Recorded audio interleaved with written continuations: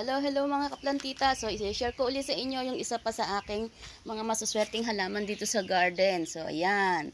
Sabi nila, itong klase ng halaman na ito is swerte daw kapag ka namulaklak na. At ayan naman, happy ako dahil meron siyang bulaklak. Hindi lang isa, kundi dalawa. Ayan, waiting pa siya ng another bulaklak. At makita nyo naman, healthy yung kanyang dahon.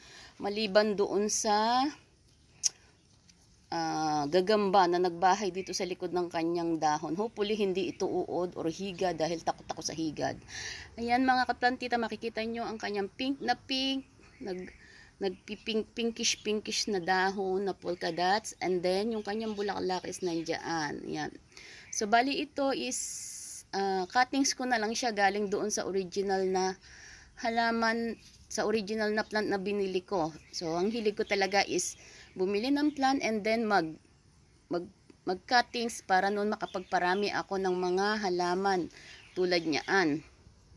At sabi nga nila, so swerte daw ito. So sa mga katulad ko na mahilig maniwala sa swerte, yan. So kahit papaano umaasa rin naman ako na makakapagbigay ito ng swerte sa atin, pero sabi nga nila hindi mo kailangan tumunganga para para hintayin lang ang swerte. So kailangan mo rin kumilos at gumawa. Ang swerte ay dapat na panghawakan pero hindi mo dapat asahan. So dapat din kumikilos ka para sa iyong sarili, para sa pag-unlad mo sa sarili mo, hindi lang yung mag-aantay ka ng swerte. So sa mga naniniwala naman sa swerte, good luck na lang sa atin and God bless.